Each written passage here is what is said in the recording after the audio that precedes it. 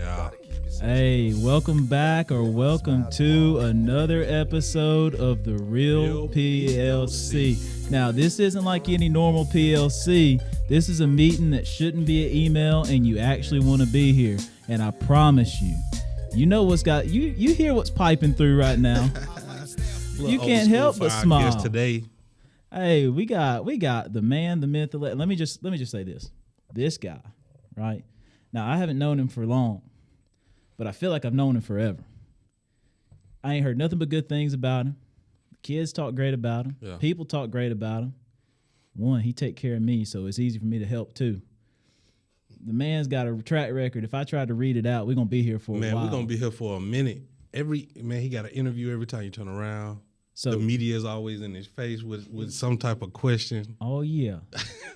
Ladies and gentlemen, boys and girls around the world, the man, the myth, the legend, Coach Rob Dix. Yes, sir. Yes, sir, man. Coach, welcome to the show. Thank you. Man, we appreciate you coming on with us, man, and just sitting down and having a regular old conversation with us, man. Just men being men, man. That's it, man. That's the goal. That's it. So, little background on the podcast. We just in today's society and our profession, we really don't get looked at as like human. Mm-hmm. Like people kind of forget the human factor of it. So we wanted to present a platform where we can just come together. We can have human conversation, shed a human light on a profession that people kind of forget is professional. Right. And just give you a platform to tell your story. I love it. So, man, I hope you're ready to go. I'm excited for this. And just so for y'all that are listening, we kind of threw this, like, this was kind of like, hey, you want to be on the show? And Yeah. like, yeah, let's ride. Facts, for sure. Also, it's noteworthy to say, Coach Rob is the cleanest Come on now. athletic trainer. Come on now. If not in the world, dog, definitely this side of the Mississippi River. I didn't pay them for all this shit. Yeah. My God, he's always dressed to the nines, man, ready to go, man. He's going to look good doing what he do. Look good, feel good, do good. Prime said it best, baby. Hey, you just holding the standard. You feel me? And I look at it this way, like, especially when I'm indoors, I get to really put on some clothes every now and then.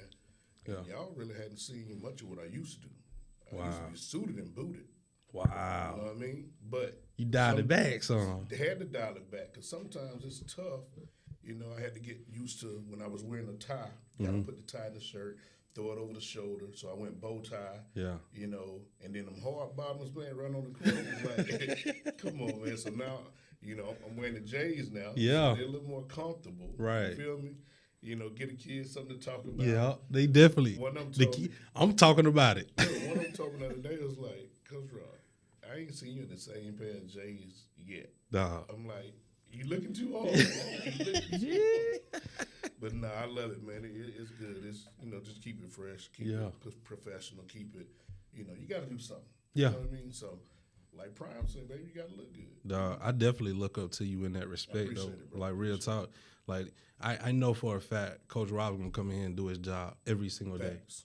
You know what I'm saying? And the way he presents himself, the way he dresses, that's just a part of who he is. Yeah. And that's just how you express yourself. Yeah. Facts. And a lot of times people don't even notice I'm giving homage to folks. Right. Like this shirt I got on right now, one of my former college kids got a clothing company. Yeah. And this a piece of his gear. Coach, I Always a reason. I didn't know that, Coach, because I try to do the same thing with the kids, man. That's what I do. That's what I Wow. do. And then you'll get a kick out of this. So y'all know I wasn't here last week. Yeah. And I went to my convention in Atlanta, my district convention. So we had an honors and award ceremony. You go in and they call it black tie. Yeah. So I had my black suit on with a Biggie tee. Okay. Black History Month. Yeah.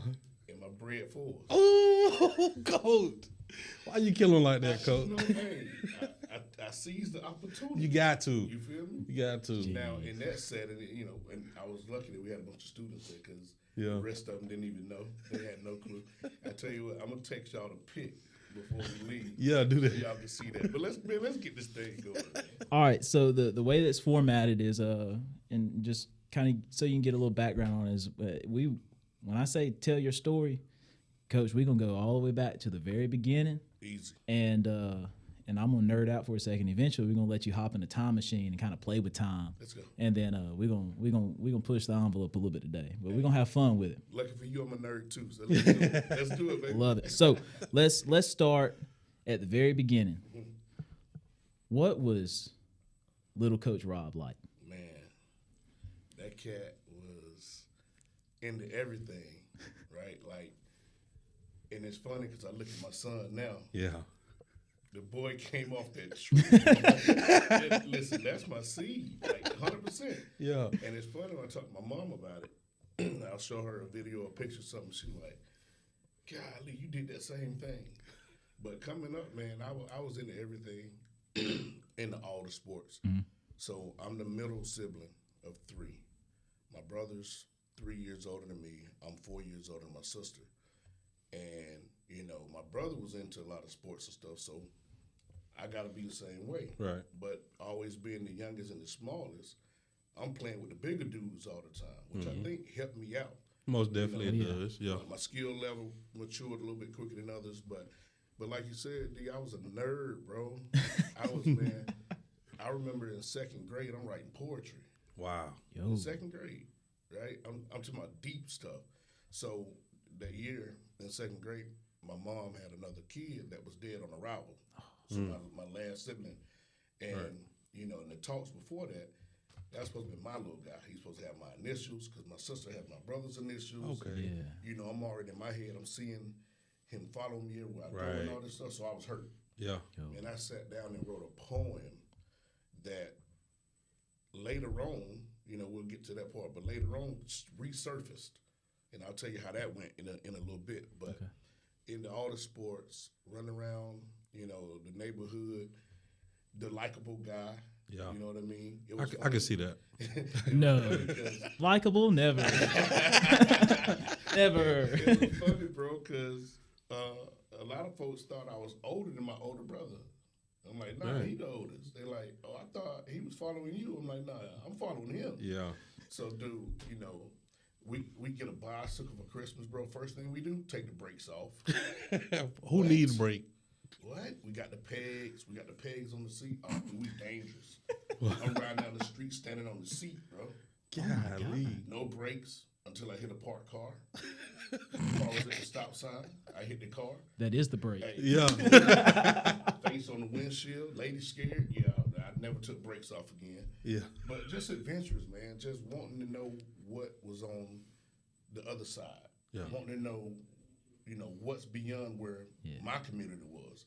I was always a cat looking to not really just get out, but to go explore. Exploring it. I knew it was bigger than just where we were. You know what I mean? So my outlook on life, even as a kid, was just different. Yeah. I wanted to travel. We ain't had no money. Yeah. I ain't going nowhere for real. But in my mind, Yeah. Imagination, man. bro, that imagination was huge. Yeah. Dude, that's something you don't see a lot of anymore. Like the imagination, creativity. It's almost like I kind of feel bad for like kids today. Man, I definitely do. 100%. Yeah. I definitely do. But it was there, man, to the point like, you know, again, I told you my little brother was dead on arrival. So if I'm walking down the street, minding my own business, and boom, something catch my attention, I'll never forget. I found a pinky ring in some grass one day. And my imagination told me, my brother sent that to me, that was part of him. Yo. Put it on my finger, wore it for like 3 years. Wow. And never took it off until the next part of the conversation I had with him. He said, yeah, we're done with that phase, take it off. I took it off, didn't throw it away, put it in my top drawer, left it there for years. Yo. Bro, like I was a different type of thinker. Yeah. Like even at 9, I can remember having like these philosophical Yeah. words get hard sometimes. Yeah. Yeah, it's okay. We good. We help each other. This philosophical conversation with a teacher I had. And whole time, you know, back then we had no cell phones. Guarantee she would have been recording. More definitely. And we had a cell phone. Whole time she looking at me like, what are you talking about? And we just having a conversation, just shooting back and forth. And I'm feeding off what she telling me. Yeah. So it was just, you know, different. But I always knew it was something else. Always wanted to be in the medical field. Started out this crazy. Kindergarten, I wanted to be a brain surgeon. Wow. That's some Ben Carson stuff. Yeah. Wow. Kindergarten dude, I saw a show on PBS These kids don't even know about PBS. Nah. But I saw a show on PBS about brain surgery, and I didn't realize to have brain surgery they can't put you to sleep. You have to be awake because they're gonna ask you questions. Yeah. And stuff. So I'm watching that, and in my mind I'm like, I can do that, right? So then, fast forward a couple years later, thought I want to be a heart surgeon. You know, but it's always been in the medical field. Always medical. Always medical. So then when I got into sports, I never was the kid that said I'm gonna play in the NFL. Yeah. Never said that. Never said I'm gonna play Major League Baseball, which a lot of people don't know. Baseball was my first love. Yo. I was just real good at football because we played all the time. Dang. Yo. I ain't know that. Baseball was supposed to be my ticket. Yeah. Yeah, baseball was gonna give me my scholarship to go to college. It was Heck baseball. Dang. So, you know, always had that love for sport and medicine. Yeah. And right before high school, dude, figured out, I thought it was called a sports doctor. Yeah. Didn't know it was an athletic trainer. But it didn't matter. When I realized I could have the best of both worlds, and a lot of people don't click. No, it don't. early. Yeah, no. Locked in, bro. Never changed. Dude. So I'm what, 12 years old? Wow. 13 years old? You've already got And it I planned. knew what I wanted to do for life. Man. So, question. So, you were talking about your community. Where are you from? So I was born and raised in Augusta, Georgia. Augusta, Georgia. Augusta, Georgia, man. And the crazy thing is, my whole family is still there, but my grandma started, you know, she was the rock. She lived in the projects. Okay. Right? We were renting a house literally right across the street from the projects. Yo. Dang. So I can't even say I'm from the projects. Yeah. You know, I didn't live there, but You right that's there. where I Yeah. grew up. Yeah. You know what I mean? So Augusta, Georgia, in the Okay. projects, Sunset Homes. Shout out Cherokee Crossing. Okay. Shout out Sunset Villa. Villa Boy is Okay. still Yeah. alive. You know what I'm saying? But that bred me. And again, coming up with guys my brother age, and man, I'm talking about y'all. I came up, and there was some G's. Like legit, and when I say G, I ain't talking about no gangster. Yeah. I'm talking about like really good dudes, Right. and Yeah. great athletes, Yeah. like great people. I had a chance to look up to and play with and play against. So that part of life was just destined. Yeah. And unfortunately, a lot of the potential in that area didn't come to fruition. Man. You know, the street get Yeah. to guys, man, and things happen. A lot of them end up working in the factories and all that type of stuff. But the cloth was there, and the way we came up, I like to tell people we were a middle class family, but you wouldn't know that. Yeah. You know what I mean? And I tell like some of these young folks, I be like, we weren't po, like they said. You know what I mean? Yeah. Yeah. But there was a lot that we didn't have. Yeah. You know, we had everything we needed, Yeah. and mom made it work. Yeah. Pops made it work. You know, and you know we just didn't know how bad it was because lights were never turned on. Yeah. Yeah. We never had to want for food. We always had food to eat. We all had clothes on our backs, so we didn't know how it was. Yeah. Yeah. But now, man, coming into that adulthood life, and I can go back and I can see what they went through. Because I want to say when I was 11, my mom's and pops split up. So, look, once again, I'm a nerd. In high school, I was doing my mom's taxes. Yo. Yeah. Get out of grown folk business. So, look, Yeah. Go in there with the kids. so look, Stay out this room. I'm doing my mom's taxes, bro, and not really understanding until I was in college. When I looked back and thought on what she made the year, it was 10th grade. Yeah. I ain't gonna even say the figure, but when I saw my mom was able to take care of house, home, and 3 kids off that salary, Mm-hmm. bro, I'm like, life about to be too easy. Yeah. Because I saw what my teacher in my intro to sports medicine showed us you would make after graduating from the college, and I'm like, oh, I'm with that. You straight. Now listen, 40 other people dropped out the class when they saw that, Yeah. but I'm like, no, I can live like that Yeah. Yeah. because that was almost triple what my mom made. Dang. You know, But, you know, I tell people all the time, it's not about what you don't have. It's about what you have. Mm-hmm. And you appreciate that. What you gonna do with what you have? That's the one. Mm-hmm. Like right now, man. I know this how this go, right? We get off. We kind Yeah. of pivot. Hey, Yeah. It's So I gotta say this. Like I'm huge into mentorship, Mm-hmm. and I got. I lost count, bro. I'm probably he just threw the sheet away. yeah. No, we look. It's Hey. scripted. We just screw the script. I probably have more than 80-something mentees right now across the U.S. Ooh. And And probably a lot more that Yeah. you don't even realize. You're You're right. Undocumented. Yeah, most Facts, definitely. facts. So when I'm talking to a young professional about getting a job, or they're asking questions of is this a good position to take, this and that, first thing they always talk about is money, right? So they've been told by certain people, you know, don't accept a job less than blah blah blah. Right. And I'm like, that's great if you can find that, but that's not that feasible, right? Right. So I tell them just what you said, Jay Will. It's not about the money you're making. Right. How you spending that money? Yeah. Because I don't care if you make $100,000 a year. If you blowing spend it it. like you making 200, you're not gonna be living well. Nope.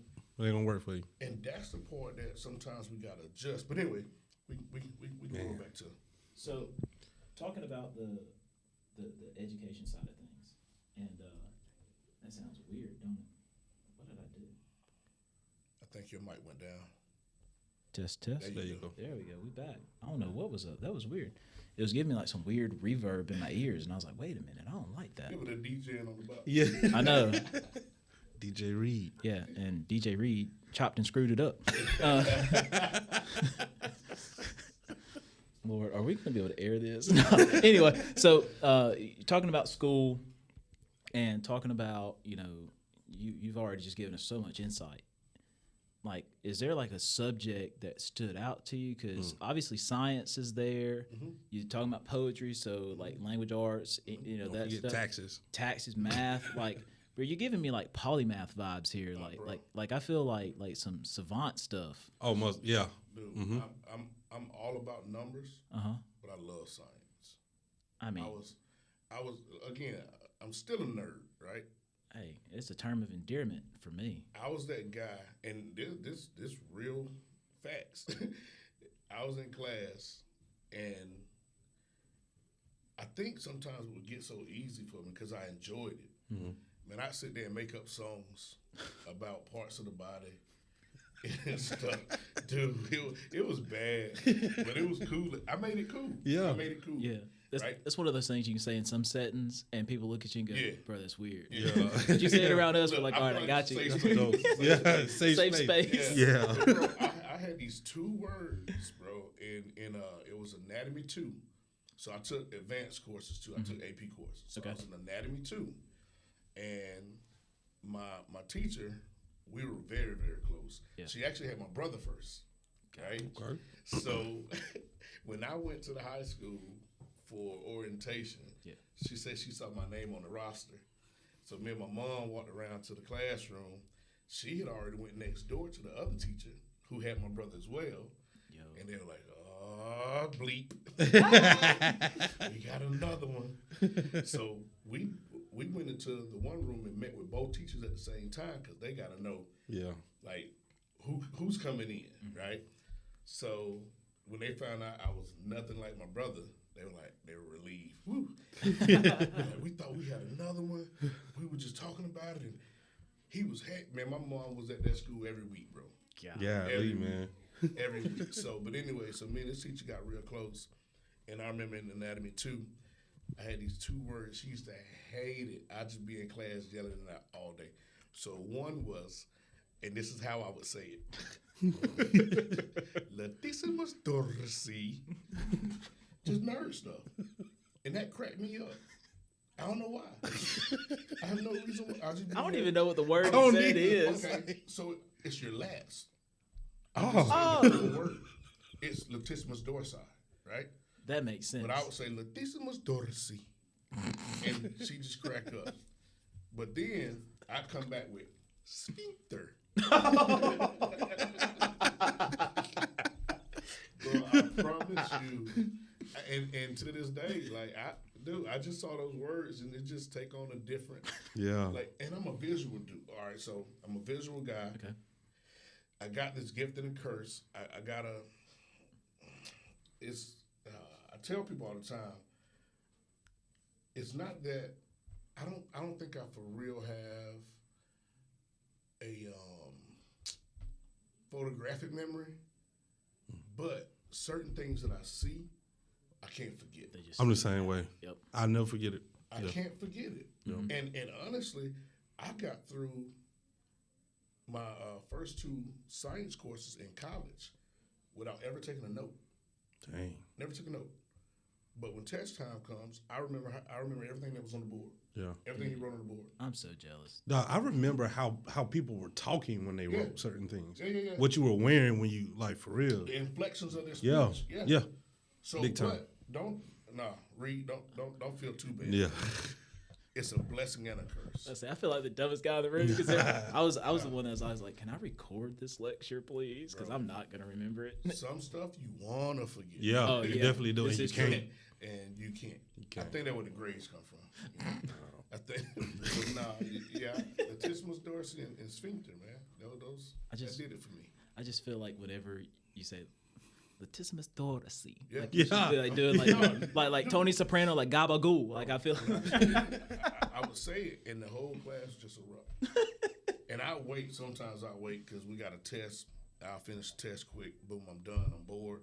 We ain't had no cell phones. Once again, we had. I'm in a desk, bro, with nothing. Nothing. I'm just looking around the class, like trying to wait to see who's about to finish. And it's sphincter. It just blow up. But yeah, high school was great, man. High school was great. So, kind of pushing through your early schooling. What kind of music were you listening to? Because I'm a firm believer that like the music that you listen to, really like middle school and high school, is kind of like the music that you find yourself listening to as an adult. So what are you jamming to in middle school and high school? Bro, I was an R&B cat. Okay. Until I got to high school, my brother. So we came in with Scarface, right? Yeah. Mm-hmm. That's all to my brother. He taught me He taught me hip hop and rap. Well, he taught me rap, Southern rap. He don't know nothing about hip hop. I learned that in college. But I was an R&B dude. Again, I used to write poetry, so of course I wrote songs. Oh yeah. Right. So me and my brother, we sing a little bit. The whole family sing. We would write all these R&B songs, man. We would record a song because we ain't got no DVDs back then. We got cassette tape. We ready for the R&B love night from 7 to 11 or whatever it is. We recording. We listen to stuff. We write our own lyrics to the song. And I remember we actually recorded one back in the day, man. Oh boy. Dang, bro. But coming up, dude, This true. resurface. Yeah, true. Bro, I hope mine don't. Hey, it'd be funny. It'd be hella funny, bro. I'm telling you. Listen. You just at a different space in your life, Every once in a while, I'll hear it in my head. So I'm driving by myself. I'll start singing it. I'm like, what am I talking about? Right. And it's like, what were we on? Mm-hmm. It was just different, man. Yeah, man. On life. That's what it That's was. it. Yeah. On life. And, it was all about love. Like, it was all about, back then, I remember the days, bro, we'd be walking in the mall pretending to be bow-legged and pigeon-toed, man.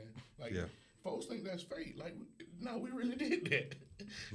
You really crossed your feet up, like your toes knocking together, and you thought that was cool. Yep. I'm gonna park in this parking spot, and you make it believable. Yeah. Hey, I'm telling you, it was always about, trying to get the little girls, man. That's, but it way different than what it is now. Oh, yeah. Way different. So, but yeah, I was an R&B dude, man. We listened to True, High Five,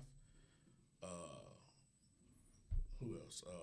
Soul for Real, Candy Rain, Okay. The Boys. Okay.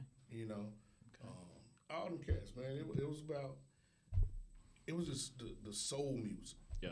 Like I wasn't really into, the rap like a lot of folks were at that point. I listened to it, but give me Motown. Oh, yeah. And I'm good. Just good, clean music. Yeah, just give me Motown. Yep. and we're gonna rock out. Music that still resonates. That's Yeah, it. buddy. That's it. And you know, like you said, I still listen to that today. Okay. Now I mix in a little bit of this and that, but if I'm by myself, all right. So I got a little man cave at the house. Mm-hmm. I actually have a record player in my man cave. Yo. I'm playing vinyl, Right. Oh. right? Yeah. And I got Motown. That's a whole nother vibe. That's a whole nother vibe. It is. And young kids, they don't even understand that. Like, if I brought some kids to my man cave to show them that and play it, they wouldn't even like it because the sound different. Yeah. First they're gonna be like, "What's that?" Why does it do that? You know what I mean? Oh, just wait till the vinyl's over. Right. That's all you hear. Yeah. But yeah, Motown, man, all day. So I'm curious, Coach Reed just asked about your musical taste. I gotta ask about the fashion. To me, what I tell the kids is, you know, they come up to me and say that's nice and all that kind of stuff, and I give it back to them. You nice too. Yeah. I like your shirt. I like how you put that together. Yeah. To me, the swag, the fashion, that sense come like when you don't have all the financial resources and you can still make it pop and put it together. You gotta put something together. That's it right there. Yep. So you talked about, you know, beginning and not having a lot, but not being super poor. But what does a young Coach Rob dress like back in the Let me day? tell you, like I said earlier, I don't know how my mom did it. Yeah. My mom's the GOAT. We were decked out What? every day. And you got to understand, back then it wasn't, you know, we weren't going through inflation like that. Yeah. So, you know, my mom would start her Christmas shopping like in March. She'll buy this, she'll buy that, put it away, buy this, buy that, put it away. So I remember in kindergarten, bro. And I try to get my boy to this level, but he ain't fooling with me. He wants sweats and tees. That's all he wants. That's my speed. I used to go to school with Buster Browns or, well, now, you know, they got the Cole Huns. Ooh, I love them. I'd have, y'all remember the Bass? Y'all remember the Bass? No. Okay, so No. the Bass used to be like kind of like your it's not a Sunday shoe, but it's a dress shoe, Yeah. Okay. right? Kind of like Cole Haan. Okay. I had, what do you call we called them Sebagos. Yeah. Remember okay. those? Yeah. Penny loafers, Mm-hmm. Yep. right? Had Yeah. penny loafers. Well, these kids called them Clarks. Yeah. Now, Yeah. right? The Wallabies. Wallabies. Thank you. Wallabies. Yeah. Bro, I remember kindergarten, I had a pair of Wallabies, a pair of khaki duck heads. Ooh. I'm trying to get in that duck head. Huh? Boy. That duck head, nice. And Lacoste polo. Yo. And that's how we dressed every day. Dressing clean. Clean. Man.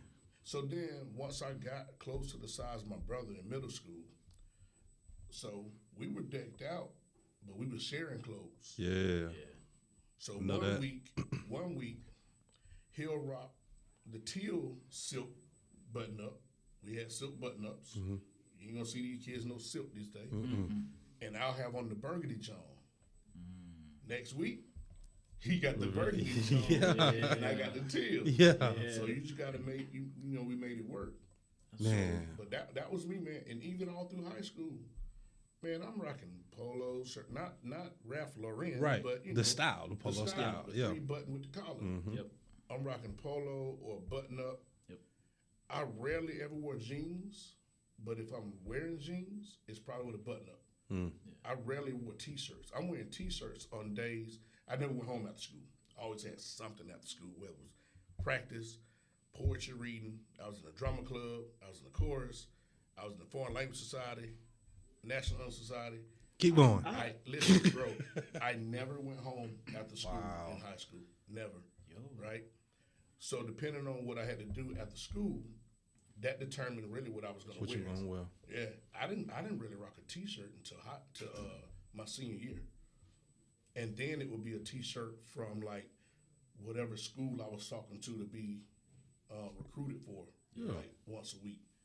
Oh, dude, I didn't wear tees. I wear tees now, but again, I'm repping somebody that put this out. Yeah. So, yeah, that was my style, man. All day long. Cool. So talking about fashion, because I feel like we all have this, like, we all go through, like, phases. Mm-hmm. Did you ever have, like, a fashion phase where you look back at it and you're like, why did I do that? I really didn't. No? Nah. And that's sad because I would love to tell that story because it's probably hella funny, but I didn't. Yeah. It was always like what we got going on now. Yeah. I'm trying to think now that you asked that question. I went through a sweater vest phase, and I kind of looked back at it, and I was like, I mean, I made it work, but I was like, man, I look like I was like 80 years old, whipping a Buick. I It's rock my like, sweater vest though. How did you feel when you wore it oh no, I felt sharp. in the moment? I felt sharp. He felt real pleasant. Yeah. I felt really Mr. Rogers about There you myself. go. You know, like, would you like to be my neighbor? But like, there's times where I look back at it, like I see pictures and I go, Yeah. But you why gotta did think my about parents? it. But you gotta think about it. It was Yeah. but back then, it was cool. Oh yeah. Yeah. So Oh, yeah. and it's funny you say I used to love a sweater vest, bro. Oh yeah. Look, I was the only dude with rock a sweater vest with a crew tee. Yo. Dang. Oh yeah, I did that. Okay. I did that. I have a crew neck under my sweater vest, and it went to. I was about the colors, man. Yeah. Yeah. Like You got to he- coordinate. Yeah. Right? Like I John went and bought all Witherspoon. these silicone rings. I'm Yep. like, so my wife was like, "You ain't wear the red one yet?" I said, "Cause I ain't wear nothing to go with it." Yeah. Yeah. So like, dude, my shoes, my socks. All right. Yep. So we're in a safe space. Yep. We in safe space. Just 100% transparency. I will not and cannot cross brand. Ooh, Coat. Yeah. Coat. I can't I'm do with it. you. on Coat. that I'm one. with you on I that. can't do it. I'm with you on that. I Standing on will that. not. I cannot. I'm with you. And when I see people do it, Ooh. it used to make my skin crawl. Man. I ain't gonna lie. But you know, I just look at them like, come on, bro. You Yeah. got on Nike shoes with Adidas socks Yeah. and Reebok pants. Look at he trying to check. I was like, I got on New Balance with Saucony socks, but No. That's different. yeah. That's different. I'm like, 'Cause oh. now you can rock a Saucony or a New Balance, or, Yeah. you know. To me, that's a little bit different. Okay.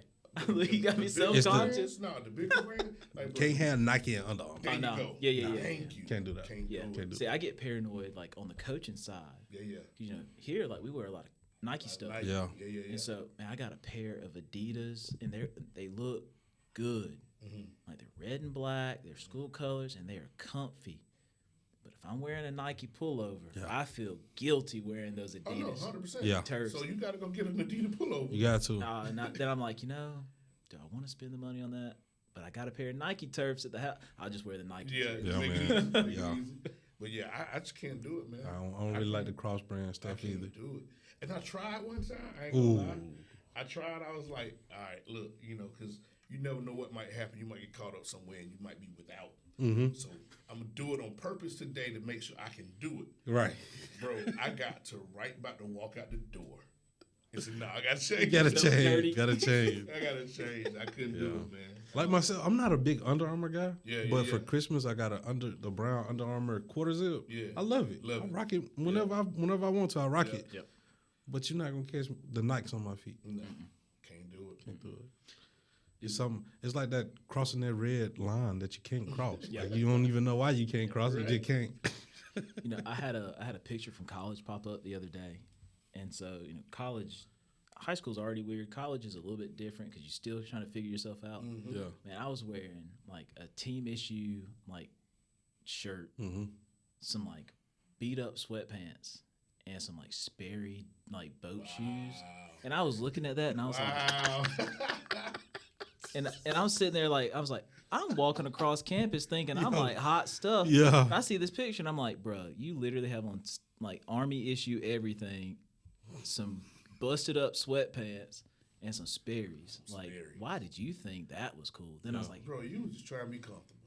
yeah, that's what I tell myself. That's what I tell myself. Then I'm sitting here going like, bro, like that's Belk 101. You don't do that. So, That's a trip. all right, so we've been talking about fashion, and you said that you would wear, if you wore a tee, it was a shirt of like a school that was recruiting you. So you get to senior year, and you've already said you did some of everything. Mm-hmm. So I'm just in my head, I'm sitting here going, Coach had so many freaking options to choose from. When you get to senior year, and you get to graduation, do you have like a set plan, or are you just like going to freelance? Like, what's it look like when you graduate? So, I think y'all know me well enough now. I'm a firm believer in everything happens for a reason, right? So, senior year, actually, second game of my senior season, I was blocking on an end and got leg whipped and had a grade 2 MCL sprain. Now, had I known then all the stuff I know now, I'd have been all right. Right? That was the last time I heard from the biggest coach I was talking to. And I'll even tell you, it was UNC. I was about to say, can we get a name drop? It was UNC.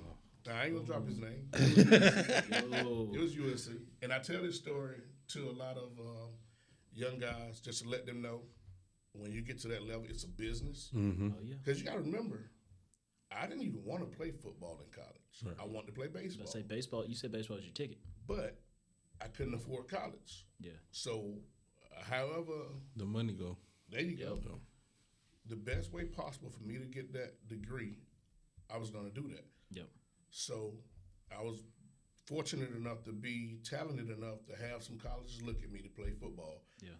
And this guy, the same guy, the day I talked to him on campus, came to our practice. I'm talking about threw our whole practice off because they were looking for, and I found this out later on. I'll fill you in on that story later too. So he came to practice, and I ran one play in like 10 different versions for 30 minutes, just so he can watch me come out the backfield and catch the ball. Yo. So I'm all excited, like, man, this man came to practice. He didn't change my whole practice plan and yada yada yada. Second game of the season, I get my knee busted up. I missed the next 4 games. Never heard from him again. So again, me being a nerd, me being smart, me being able to deduce the situation, I realized that man wanted me for the potential I had. Yep. Now that I'm in a space to where, as a young dude trying to figure out, like, man, I'm missing games, missing film. Yeah. He ain't calling to check up on me. No. Oh, it's a business. Yeah. He went on to the next. Yeah. It's all good. So I'm saying I ain't gonna let that happen again. Yeah. So at this point, I don't even care about the athletic scholarship. Yeah. I'm a 4.0 student. Yeah. So now I'm looking at the academics. Yeah. Which that's what got me into college. Okay. Academic scholarships, right? So, but when that happened, 4 games, never heard from him again. I come back, game 7, finish the season. Numbers weren't great, but they were all right. You know what I mean? Because the first 2 games, the first game I came back in was my rival game. So I told my coach, hey, I got to play. Yeah. Use me as a decoy. I don't care, whatever. He was nice enough that when we got on the 1-yard line, he let me get a score. Yeah. And I limped off the field. Shout out Coach John Starr for that. He didn't go. But, you know, that football season didn't end the way I wanted to. Yeah. And my baseball team, although I was decent in baseball, I was pretty good in baseball. Yeah. But as a team, we wasn't doing that, you know? And that's how it was, though, in my area. Yeah. Because it's kind of like, you know, I ain't going to call the name, but there's certain cities around here. So you got your one town that's good for football. You got your one town that's good for baseball and basketball. Yeah. So I wasn't in the area where I'm aware of those towns.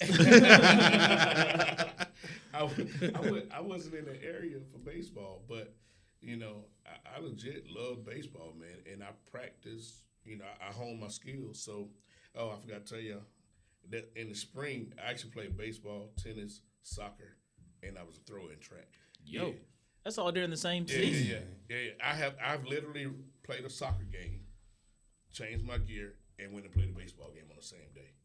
I've literally had a tennis match and had a baseball game later that day. I did that. Bro. Yeah. Deion Sanders for sure. Bro, Deion wasn't doing that. Yeah, I literally did that. So I'm going to ask a question. So you said you're from the Augusta area. Yeah. So I feel like a little connection. Okay. We've talked before. We have. I started my college career in Augusta. Mm-hmm. So I'm gonna be nosy, and you don't have to say it or not. Like what high school did you go to? I went to T.W. Josie. T.W. Josie. Yep. Okay. Green and gold, so when you were talking about like where you grew up, I was sitting there. I was like, all right, what are the schools around the area? Because I was like, man, I know Payne College ain't far from there. Like MCG. And it's weird. It's weird to think Augusta and MCG are together now. Right on 15th Street, man. Yo, Yep. so like when I was getting recruited by Augusta, I remember going on like a visit, and this was also when I learned that the Masters is the best kept secret in the state of Georgia. Okay. Like I'm sitting here thinking like a golf course, like it's gonna Right. be off like out of middle of nowhere, Nah. bro. It's like right in the middle. Uh-huh. And so my apartment that I stayed in, like you could walk out our front door and see the fence, like to the golf course. Yeah. Ray's Creek ran behind my apartment. And I remember the guy that was taking us around, he was like, all right, as long as there's names on the streets, you're fine. But when you start seeing numbers on the streets, turn around. Get out. And I remember being like, whatever. And like more and more people started saying that. I was like, yo, okay, gotcha. So when you started saying, I was like, I'm curious. Okay. Coach, I'm curious. What's the conversation, or is there a conversation between yourself, your mom, your dad, about all of these extracurricular activities you got going on? Yeah. Nah, man. You know, we grew up doing. Again, we were never home. Excuse me. Me and my brother were latchkey kids. Okay. So by the time I was in high school, my pops, he was still there. He wasn't in the house. Right. Right? Yeah. So Mom would actually cook dinner in the morning before she went to work. Mom's the GOAT, I'm telling you. She would cook dinner, whole dinner, in the morning before she went to work. So after school or after practice or after whatever, if me and my brother beat her home, we would eat. Already ready. Yeah, it's already there. Yeah. We would eat. So she knew we're into everything, right? But it seems like it kept you out of trouble too. Yeah, man. Yeah. I mean, for me, I mean, when you're that busy, you ain't got time for you stupid need stuff. time for it. That's true. And it's expectations and standards for all of those activities. 100%. Yo. This is real funny because I literally just told my mom a story last week about something that I did that let me know I was not for them streets. It sounds like some self-incrimination. Full transparency, bro. And I'm telling everything so people can hear. They can pick out what they need to hear from this podcast. Yeah. And this might be one of those stories. I told Mom, dudes, like, the streets weren't for me. My brother was in the streets. Okay. So I had so many opportunities to follow him and be in the streets. I'm around all the same people. I'm in the same neighborhoods, right? So, you know. Probably a little bit easier for you. Way easier. Yeah. Way easier. Too easy. Too easy. Like, I could go and get fronted anything I wanted because of who he was. Yep. Yo. See what I'm saying? Too easy, right? Yeah. But we also know we had those dudes in the neighborhood that's like, nah, you got too much potential. We're not letting you do this. We're not letting you do you ain't doing that. Yeah. Right? This ain't for you. Yeah, I had some of those as well. But the story I told my mom, I was like, yeah, I was never that guy that cared about the fast money, right? So I was walking through the neighborhood one day. I saw the cops pull up, this guy take off running, and I'm watching him run from the cops, and he threw something. Remember those old green boxes? Yeah, The little electrical box. He threw something behind the green box. So he runs away, the cops chasing him. I'm curious. Right. So I go see what he threw behind the green box. And I picked it up. He had a little baggie, right? Yo. So you got to understand what era this was. Y'all feel me? Yeah. Right? It was cooked. Yeah. It wasn't in the powder sense. It was cooked. Yeah. So I'm looking at this bag and I'm like, man, I can go get some money for this. I can flip this. Yeah. So, bro, I walked about 4 miles to my old neighborhood, right? And I'm so paranoid because that's not me. Yeah. Every police car that drove by me, I get like 13,000 more sweat beads. Yeah.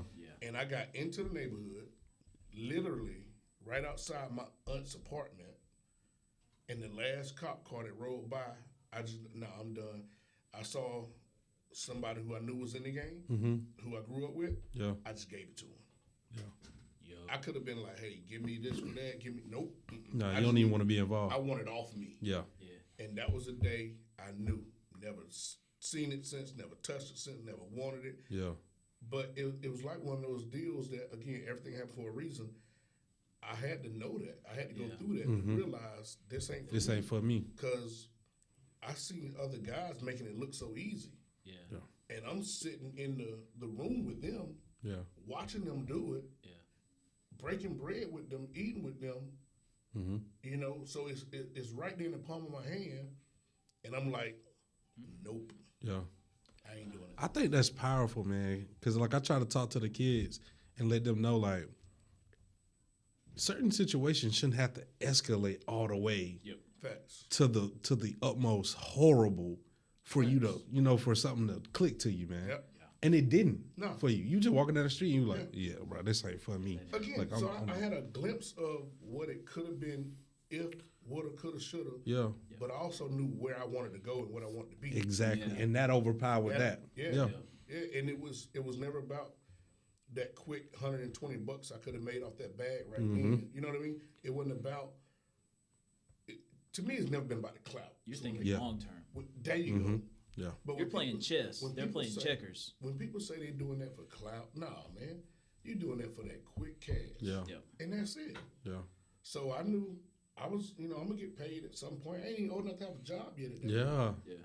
So I'm like, nah, this ain't where it's at. And I didn't even think about, all the guys I seen go down. I'm just thinking about me. Yeah. Like, that's not my path. Yeah. And I literally threw it in his hand. Here, take this. I gave it away. Gave it away. I was so scared. Yeah. So, but that was my why. That was my why. I can't go down that road. Yeah. That's cool, man. All right, so you graduate high school. Yeah. Where you going? Okay, so I found out, and I was late in the game of once I realized I wasn't going to play sports in college. I was late in the game of getting out and trying to figure out where I wanted to spend my collegiate career to get my degree. Now, I knew about UNC. Okay. I knew about their sports medicine program already. Yeah. But when that went down with old buddy, I was like, nah. Yeah. I'm going to squash that. Craziest story, man. I took an elective. It was fall semester of my senior year. I took electrician, or I don't even know what it's called, electricity, whatever. I don't know. Yeah. But it was taught by a female teacher who was like heavily into the sports. Okay. So she knew all the student athletes. She was one of the aunts in the school. Yeah. She, took care of people and stuff like that. So speaking with her and telling her what I wanted to do, she told me exactly where to go. She told me about Valdosta State. And I had never heard of it.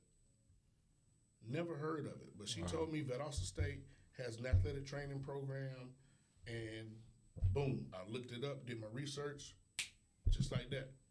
That's what it was. I literally applied to one school. Dang. Yep. Now I had tons of applications. Yeah. But y'all remember back then, man, we had to pay for them. Yeah. Yeah. Them Johns was like 25 a piece. They weren't cheap. Right. So I'm like, I ain't got $300 to fill out 6 applications. Yeah. You know what I'm saying? So I applied to Valdosta State, put all my eggs in that one basket, got accepted. That's where I went. Had a great time in, my athletic training program. It was great, but it was tough, right? I was about to say, you ain't got to criminate on college, but what was it like down in old South Georgia? It was tough, man. Okay. I was about to say, is that the furthest you've I ever appreciate been away that, from Cole. home? Yeah, it was. Like, was that the furthest you ever been away from home Yeah, too? it was. Like, So before you get into the tough part, Coach, Yeah. did you ever have an idea of, man, I don't want to go too far away from home? Nah. No, okay. Nope, zero. Okay. There was no inhibitions about where I had to go to start my adulthood life. You just know you need to do I it. knew I needed to do it. Whatever it and takes. wherever it took me, that's where I was going to go. Gotcha. So this the part where if we tell people to start listening, we get the clip of the time right now, and all the students need to listen to this part. We at 49:07 But that's before editing. before editing. Yeah, that is true. Hey, Hey, gummit. I'm telling you, I'm a nerd. Hey, you just pay attention. You better have your pens and paper, something to write down. I told you I was a PLC. Take notes, fool. So this is the start of my figure it out stupid moments, right? Okay. So my mom worked on Fort Gordon base. Okay. Mom worked there for 40 years, right? Oh. Mom was a cook, a chef. I'm gonna say chef. Yeah. Mom be throwing down too, by the way. But the labor union she worked with, they would do these scholarships for the employees. Okay. So, however many employees had a kid graduating from high school about to go to college, they would send them an application. Now, so far, I hadn't done a thing yet, right? Right. They sent me the application. All I have to do is fill it out and send it back, right? Yeah. I don't know what's going to happen. Yeah. Yeah. Didn't do it. Dang. Because I had more important things on my mind.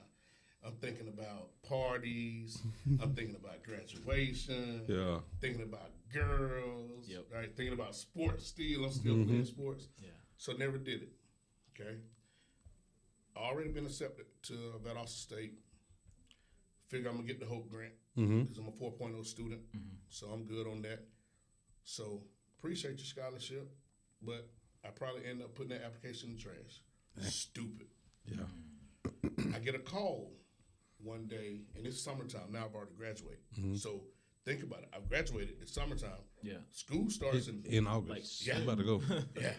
So I get a call. We ain't have a call ID. I don't know who it is. So I answer.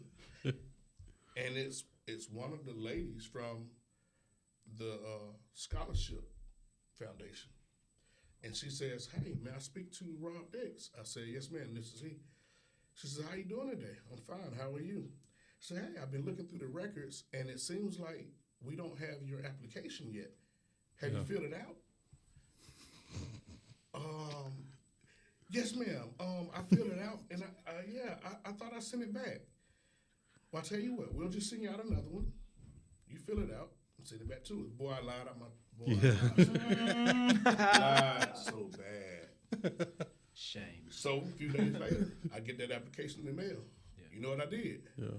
I filled You it out. filled it out. I filled it out. Yeah. So I filled it out, and I sent it off. Again, it's summertime already. So now I want to say it's probably 2 months before I go to college. Yeah. 8 weeks. I get a letter in the mail. And that letter told me that it was a $20,000 scholarship. Wow. $20,000 that they split. I was a recipient of 10, and this other student was a recipient of 10. Boy, I'm stoked. You about to do away 10 grand. I threw away 20. Yeah. If I had been the only one. Yo. But yeah, I threw away 20 grand. 20 grand of free money. Y'all fill out those scholarship applications. Fill them. If it say write an essay, write an essay. Because one thing I didn't know also, a lot of times, now that I deal with scholarships and I'm giving them out and stuff, sometimes I have one app. Yo. If I ain't got one app, guess who get it? You get the whole thing. You get the whole thing. Yo. You might be the one person that did it, fill it out, send it back.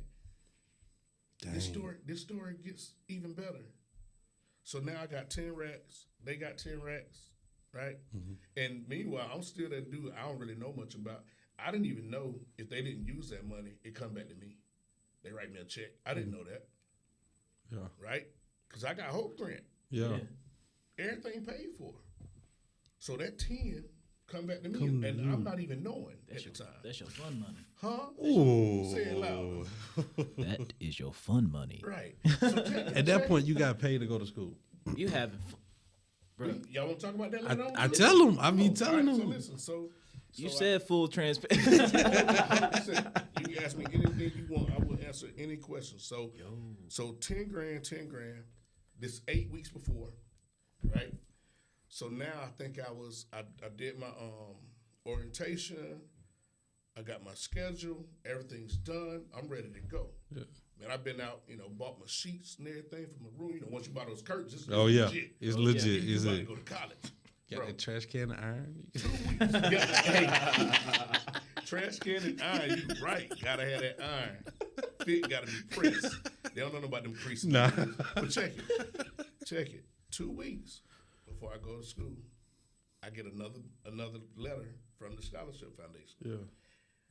And now I'm kind of scared to open this one. I'm like, y'all already gave me 10. You about to take it away? Like, Yeah. Nah. Other person decided not to go to college. Bro. Your You boy just got- came up on 20 Boy racks got all 20 racks. for not being lazy, for doing what somebody told you to do. All I did was fill out an application. Wow. 20 racks. Came that easy. It was one page. It was a one-page app that I threw in the trash and got a second chance. But listen, I am the second chance dude. Yeah. I've actually had sometimes more than 2 chances. And y'all can ask whatever questions y'all want once we get to that point. I literally died before. Almost died maybe 4 other times in my life. He ain't done me yet. But Nowhere I'm, near. I'm the second chance dude. So got that scholarship, right?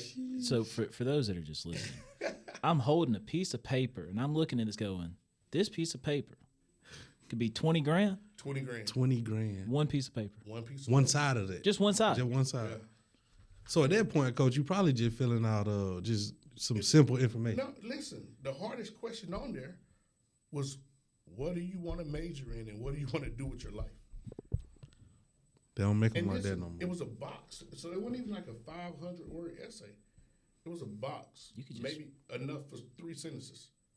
And I said, I want to major in athletic training and I want to become an NFL athletic trainer. Because at that point, that was my goal. Yeah. That was it. I was done with it. Other than that question, name, date of birth, address, institution to be, that's it. Dude, now today you got to provide like What? credit history. They want to know some stuff about Blood you now, bro. type. But you know what? I'm going to give it to them. For free money, Yeah. Oh yeah. I'm going to give it to them. Yeah. Oh. I'm going to give it to them. So, yeah, that was my first, about to be dumb, almost made a stupid mistake. Dang. And I had a second chance. So you said we can ask any question. Ask me whatever. 20 racks. Yep. Go into your account. Yep. At I don't- 18 years old. I don't care how small or how big you feel this purchase is. What's the first thing you buy with that 20 racks? All right, I'm going to answer that, but the way that money was is a little different than that. But with that, and you mean me today or me back then?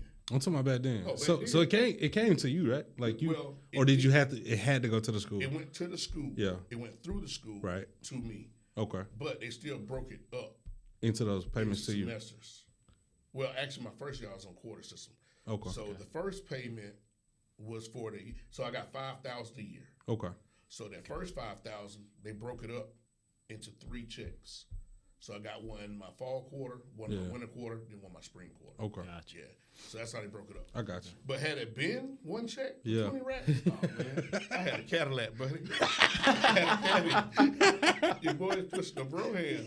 Hey, I had a caddy. I got you. Yeah. Cool beans. Yeah, 100%. But yeah, I mean, but like you said earlier, I literally still got paid to go to college. Yeah. Every semester or every quarter, every term, I actually received a refund check. Yeah. And my parents didn't put forth one brown penny. So yes, Yeah. technically I got paid. My last check, because I wasn't on campus, I was actually in LaGrange doing my internship. My last check was like $4,900 because that was all of my aid left. Yeah. That was left, and everything was scholarship. Not one loan. Not. I'm telling you, man, I was blessed. I knew he moved different, Coach. Yes. Yeah. When you see him walk crawl, walk crawl away, you know he move a little different. Yeah. I know it. I don't know. I don't know if I ever get to walk like that. No, man, I just, I try to be real confident in myself about, how I carry myself. Most definitely. I try to be professional at all times. I try not to let things get to me because I had this conversation with a kid one time. I said, last week when you saw me, did it seem like I was going through anything? Like, nah, we were having fun. We were cutting up. It was cool. I said, yeah, but I was. Yeah. And you didn't know that. Mm-hmm. And that's how it's supposed to be. Right. Yeah. You don't bring anything you're dealing with to work. Keep that separate. You know what I'm saying? Yeah. And honestly, again, full transparency, I was dealing with some hater crap. Mm-hmm. That's why if y'all follow me on Facebook, last week I had, my little post said, if you ain't got no hater, you ain't popping. Yeah. What was it? Cat Williams said, if you got 5 haters today, you need 20 by the end of the week. That is. You got haters, it means you're doing something right. Doing it right, for me, man. And now my family. Yeah. Yeah. So you're at Valdosta State. Yep. So because everyone we kind of talked to has been like the education side of things. So you bring in a new perspective to it. what was it like going through the athletic training program? Because I know for like educators that listen to this, like we taught education program, and like some of us have like PTSD flashbacks. Yeah. So what is it like going through the athletic training program? Well, I gotta tell you first, before I even got into the program, bro, when I went there for orientation, and I'm gonna call it O-team leader because that's what we call it at LaGrange College, right? Okay. The guy who was my O-team leader, he was a young black man who actually was on the basketball team, and he had wanted to go through the sports medicine program. Okay. And he said, it's just too hard. These were his words for me as an incoming freshman. Ooh, I got you. He was like, bro, good luck. I'm talking about, man, we had about 16 people in my group. I feel like I'm the only one he talked to the entire hour and a half. He was like, bro, hey, you got to do this for all of us. Yeah. You putting that pressure on me already? I don't even know you yet, right? So he was like, yeah, man, I was an exercise science student, and I wanted to go through sports medicine, and, I want to be an athletic trainer. And, man, I was in an intro class, and all that stuff we had to learn, man, it was just tough. And he went even further to say he wasn't the only one. It was some other black students that dropped out of that program because they felt like it was tough. And so, again, I'm a nerd, I'm a research guy. When I went back and looked at the previous history, I only found one other black male that went through it, right? Shout out Chauncey Key. Wow. And then Chauncey ended up going to Albany State and worked at Albany State for a while. And I actually met Chauncey, got to know Chauncey and all that stuff. Great guy. But as an incoming freshman, man, that was a tough wait. I bet. But as a naive young guy who didn't see no limits, Conquer the world. it didn't scare me. I'm like, all right, bro, I got y'all. Like, give me that responsibility. Yeah. I don't know how I got it for all of us, but like, it's whatever. So I'll even say this. Getting into the program was easy for me. Now, it's not an easy task, but I was motivated. I had laser focus. Yeah. In high school, one of my assistant coaches was like, he wasn't an athletic trainer, of course, but he was the guy, because they all had to do this. He was the one they sent to do the first aid CPR. Okay. He learned how to tape. He taught me how to tape ankles, right? He was the one giving us the ice after practice. That's why I learned when we do the ice massage with the cup. Yeah. We used to do that, right? So, rest in peace, Coach Brown. He gave me that foundation that I'm like, y'all can't throw nothing at me I ain't already seen. Yeah. Right? And so I'm catching on to stuff like this. So it's the first year and a half, I'm going through all the core stuff. And then I get into the intro class. And getting into that intro class and looking at stuff we're going to be learning, it's right up my alley. Yeah. That's what I want to do. So I'm looking at it as a challenge, but also like, this all me. Right. Like, I got to get this. I got to get this. So getting to that point, it wasn't tough. But then we also had the interview, right? I remember this day. It is burned and etched into my brain. Valdosta, Georgia is hot as something, right? You fill in the blank. Yep. Bro, I remember the day I had to do my interview, and I had to leave and go to North Campus. So that meant I had to get on the shuttle bus. This was in the spring. Matter of fact, I want to say it was probably one of the hottest freaking days of April. And I had on a black suit with a black shirt. Sweating. With a black tie. Glistening. With my black shoes and my black skin. Boy. You invited every ray from the sun to hit you. Soak it up. Listen. But I had to look good. Yeah. Right? Had to look good. So I'm on that bus, sweating bullets, and I go do my interview, and I walk in, and they got this long table with a video camera on the other end. I'm like, I didn't know y'all recording this. But okay, it's whatever. I got to pivot, get my mind right. Just an interview or a deposition? Deposition, right. Listen, now, I've been through those before. That's what it looked like. That's what it looked like. Look, hey, full transparency. And then I had these people sitting at this long table, and these are people I know, but I don't know today because they ain't smiling. Yeah. It's serious. Yeah. So I'm sitting there, sitting tall with mine too, boy, chest out. I'm enunciating. You know, my voice already carries, so they throwing questions at me, and I'm throwing them, boom, boom, boom. We get it. Yeah. Right? My interview over. As soon as I got that thing, I start stripping. I get back on the shuttle bus, go back to my room. So 3 weeks later, we all find out who made it into the program, right? So let me back up a little bit. In the intro class, we had 65 students. 65. They're only taking 16. Yo. Dang. Yeah, it was very competitive.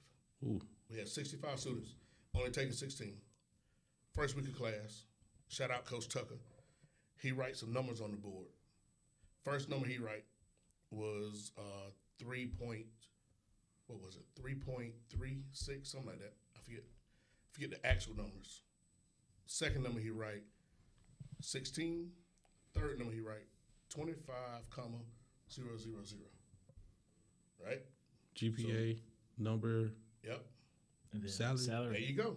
So I'm bringing that back. 65. And he didn't say a word about those numbers. He just left them up there. Didn't say a word till like 3 classes later. 65 dropped to like 30, all because of the last number. Last number. Yep. So then some people, now what he said about the GPA, he said this used to be the bottom out GPA, that we didn't accept anyone that wasn't here. Ooh.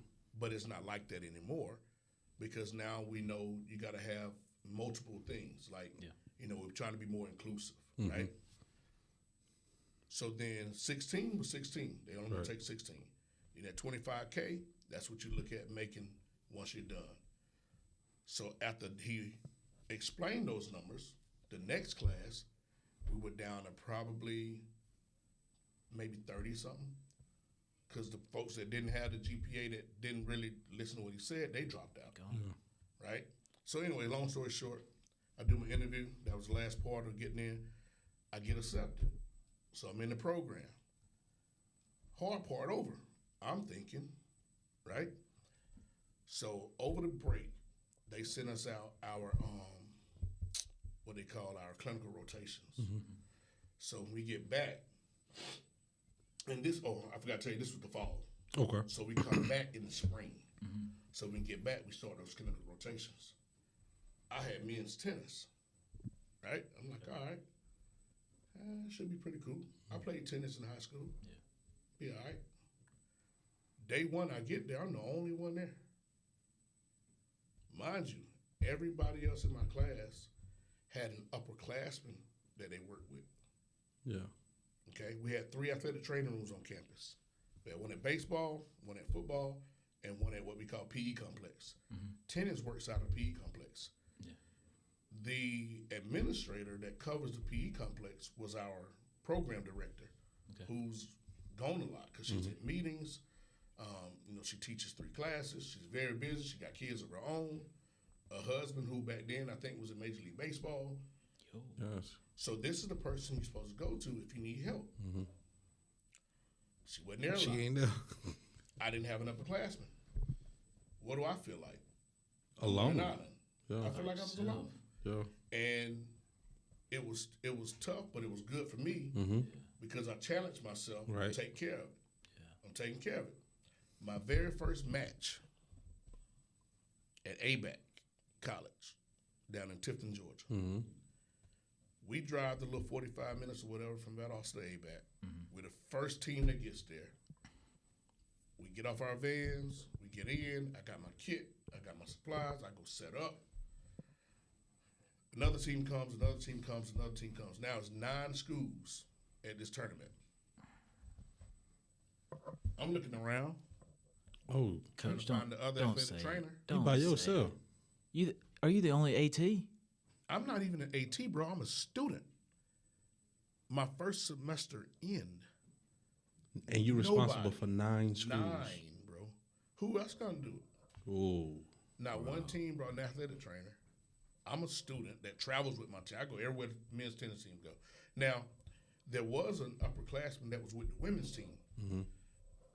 But the only time we were together is if the men and the women had a match on the same day in the same place. Man. So I'm looking around like, where my help? Like, where the AT? Where the full-time person that get paid? That, nope, not one. Bro. But that day is what gave me my foundation and the confidence that sent my trajectory to the sky. Yeah. Bro. First injury. Wow. First injury. My number one guy. Shout out Nico. He might be listening to this too one day. Nico from Germany. He go down. I go to him. And y'all know in tennis, you got a certain amount of time. Mm-hmm. Yeah. Right? Then we had like a 2-minute injury timeout. So I said, Nico, what's up? Hey, Rob. Hey, man, my groin, man. I think it just tore that thing, man. And, man, it hurts so bad. So he tight. I check him out. He tight. Run to my kit. Back then, we used to call it Kramer G-Sick. Y'all might call it Biofree. Okay. Or Flexol or ain't nothing but some little, gel to get it hot. They think it's working. It really ain't. Yeah, no. Massage is working. But this one I found out because I didn't have it.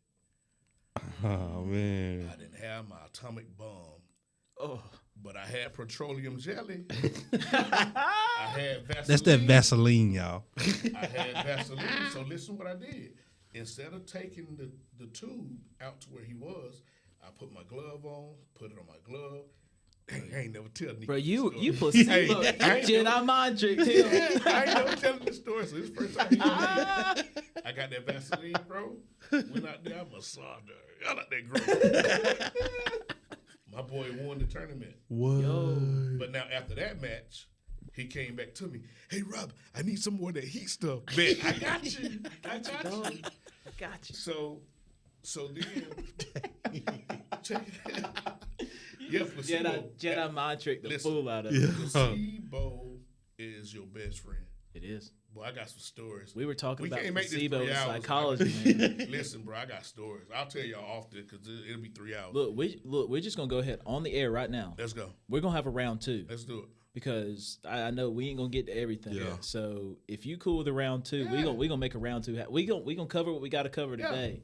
But we just gonna have a Coach Rob tells us stories. The people gonna want that after hearing this first no part doubt. anyway. No doubt. Listen, I ain't even done. This the same day. I ain't even done. So I get Nico right? So then at some point, oh my bad. Let me set it up for y'all. 12 courts going on at the same time. Yep. My boy dropped the mic. Yeah. 9 teams, 12 courts. You're the only guy. Bro, I got Student, first semester. Yeah. I got 6 courts on my right, 6 courts on my left with a wall in the middle. They playing simultaneously. 12 matches. So at one point, a guy from another team went down on court 3 on my right. Mm-hmm. So I go out, I'm checking him out, and it was his hamstring. Mm. So I'm out there stretching him out, getting him right? And I hear, trainer! All the way on the other side. Mm-hmm. So I'm on court 3, and I tell him, you okay? Apparently I got an emergency over there. I'll be back if I need to. Yeah. So yeah, go ahead. So I run out the right side, run into the left side. This guy is on court 2, which on the left side, because it's 3, he's on court 11. So I got to run all the way down 11. Bro, when I'm approaching him, the way he's like on his back on the ground, I'm like, this dude just broke his leg. His hip is dislocated. Yo. The way he laying down, I'm like, that ain't good. Man, I get out there. Dude was just dramatic, right? But at the same time, in my head, there's so much racing. Mm-hmm. So I go talk to him and deal with it. He was like, yeah, I felt something pop. I'm like, all right, where you hurting at? And he went to his knee, not his hip. So I'm like, ooh, okay, cool. So it wasn't a big deal. He sprained his knee. Mm-hmm. But shout out Chris Williams. Chris was actually a classmate of mine the year before who actually dropped to play tennis to come back. Chris Watts, I say Chris Williams, my bad. Shout out Chris Watts. Chris Watts came to help me, and he went and got the guy on the other side. That's cool. So shout out to Chris for that. Hey, Appreciate it. Chris helped me out at that time, man. But I was going through it. So with that happening, and then that whole season of dealing with all that stuff by myself, we went all the way to West Florida, man. We were in West Florida for a week, right? And I was dealing with these guys and treating these guys. Whole time, I'm just doing what I think is right to do for them. Right. And so I had that pent up inside me for a long, long time because I felt like I was set up for failure. Mm.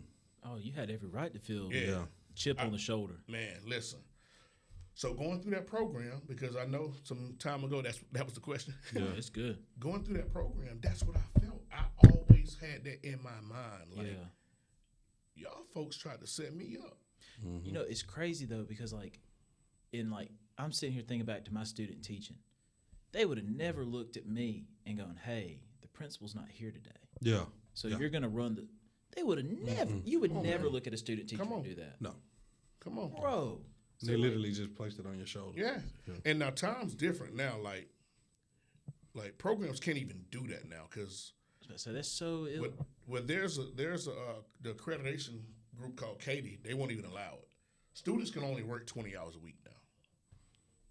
Bro, you know how many hours a week I had? Oh, we ain't gonna talk about that. No, but time sheet ain't long enough. Yeah, but I truly felt like I was being set up for failure. And then what that guy from orientation was telling me started resonating. I'm like, too hard.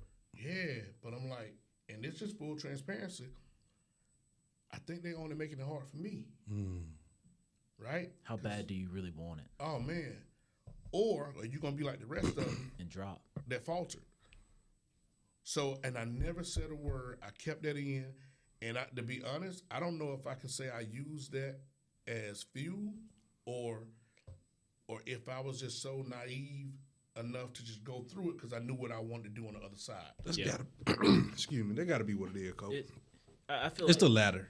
It's the latter. It's that, but I also feel like it's that fuel factor of like, all right, bet. Yeah. I'm like, come hell or high water, I'm going to prove you wrong. Yeah. But I don't think I was proving them. I was proving me. You. Yeah. It's always been about me. Yeah. It's always been about nothing's going to stop me from reaching my goal. Yeah. But boy, let me tell you. So real quick, going through the program after that, there were some times where it was still kind of tough, but I got through it. Classes that wasn't a problem. Mm-hmm. Yeah. I never had a problem in classes. Now, we actually had one teacher that, if you ask anybody in my program about the teacher, they probably have some stuff to say. Love her to death, love her to death. I think every school's like that. Yeah, love her to death, but it was just some things we didn't agree with. But anyways, going through all that, man, I finally, after I graduated, I sat down with my program director. Yeah. And I had to, because I had to know. Yeah. And I asked her, I was like, Michelle, going through this program, I said, I got to be honest, because now we're colleagues, right? Yep. And love her to death, and we always talk. And I said, I really felt a certain way when I first got in because I felt like y'all threw me to the wolves. Yeah. I mean, I was the only incoming AT student without an upperclassman to work with, and then you were busy. Yeah. So sometimes I couldn't come to you, and I just felt like I got thrown to the wolves, and like I don't know, I felt a certain way, and it wasn't initially, but after going through it for a while, I felt like I was set up for failure, bro.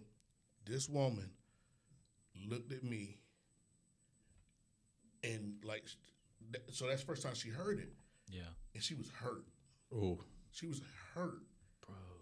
And we got that relationship to where after she explained to me, I understood why she looked that way. Man, this woman told me, boy, I'm getting goosebumps. She said, I'm so sorry you felt that way. But there's a reason why we did that. After going through all the interviews and y'all's intro and everything, we felt like you were the only one we can put with a sport alone. Yo, I've been sitting here thinking that the entire time. Obviously, you did something that they went, this guy's got it. Yep. because in baseball, everyone's got tools, but there's that one tool you can't measure, and it's that it factor. And so the entire look, I got goosebumps too. As soon as you were talking about that interview, and you were like, "Yeah, I was just snapping them off." I was like, "Yo, that's an it factor. You can't measure that. It's we said it when Coach Graham was walking out, like real recognizes real, and the entire time you're talking, I was like, there had to be something that it. And it lit a fuse so, and I almost like I was this close to getting emotional because I never once thought of that. Yeah, I almost let the things that people had told me get to me, and I never do that. Coach, say that one more time, Coach. I almost let the things that those other people were saying to me, I almost let it get to me. Yeah, and I never do that, but I'm still human. Yeah, right. Yeah. So I almost got to that point, but boy, when she told me that, I don't think I'll be where I'm at today if we didn't have that conversation. Yeah. Because I really think that would have stayed with me, and at some point it would have ate me up. Yeah. Because I really felt like y'all threw me to the lions and y'all didn't want me to come out. Yo. Like, yeah, but she told me that, man, and it's been up since then. Dude, it's been up. Bro, that's a story, bro. That's all right. So because we know we're gonna get part 2 of this. Okay. So I do want to get a general, like, your story, and you've already given us tons of chapters of story, man. This is I'm gonna give a shout out to Coach Jeremy Sheetinger at Georgia Gwinnett College. He used to have a podcast, and he would interview coaches, and he said, "This is certified audio gold, brother. You done dropped some certified audio gold in here." So we can get some more of the story. We know we're gonna get a part 2. We got to do a second. So you get to the end of the program. You're ready to get out of move into the next part of your life. What are you doing once you're done with school? So once again, my setup or my thought process was I wanted to go to NFL. Okay. And just be great. Yeah. I want to be, great AT, NFL. That was my ultimate goal. So before I finished, I had an opportunity to work with an NFL team. So PFATS, Professional Football Athletic Training Society, I applied to that my junior year. Yeah. So my senior year, nope, it was my junior year. My junior year, that summer, I was supposed to hear back to see if I'm going to be invited to a camp. And that would determine where I go after I graduate. Yeah. Right? Because if I got my foot into the NFL, it's going to stick. That's where I'm staying for life. Yeah. I was supposed to take another science course, my last science course, that summer, because I kept putting it off. Went to Augusta State. Okay. Take it at home. Okay. And the lady told me that I have up to noon on the last day to register to get that class. Because I told her, I'm like, I may not be taking the class, so if I pay today, do I get a refund? No refund. $985 of my hard work money, right? My hard-earned money. No refund. I can't lose that. Yeah. So I said, okay, I'm going to wait till the last day because I don't know when I'm going to get this call. Final day, I'm in the registrar's office, ready to drop my $985. I waited till 11:55. Didn't get a call. My sister never called me to let me know they called. Pay my money. Get on the bus, or I ain't have no car, riding buses. Get on the city bus. Get my transfer. Get to the house. My grandma said, "Hey, your sister called. She said some man called you." No way. So I called my sister. I say, "Yo, yeah, a man called from the Minnesota Vikings. He left his name and number." Wow. Okay. So I called him back. And I told him, I can't do it. I just dropped $985 on this class. He's like, "Oh, man, I'm sorry to hear that. Non-refundable. Can't do it. Sorry to hear that, man." All right. It's all right. Hope to meet you someday. Yada, yada. We're talking. Yeah. Bro, when I tell you I hang that phone up and I start crying, I'm crying. Bro. So, after I get my crap together, pick up the phone, dial my director of rehab, my head AT, Russ Hoff. I said, Russ, Minnesota called today. Oh, great news. Nope. I had to turn it down. What? So I told him the story. He was like, oh, so yeah, I did the right thing. Yeah. Had to get that class. Yeah. Non-refundable, whatever. Had to turn it down. So he says, okay. It's all right. We're going to be all right. We're going to be all right. Now, he didn't mention what he meant by that at that point. So he called me back a couple days later and said, hey, I called my buddy down with Tampa with the Bucks. He's going to let you come and work that mini camp. What? It's not a season. It's not summer camp. It's experience. But it's experience. Mm-hmm. Exactly. It's that foot in the door you're talking That foot in the door. So he set that up. And then the next year, now I'm about to graduate the next year, that next May. Yeah.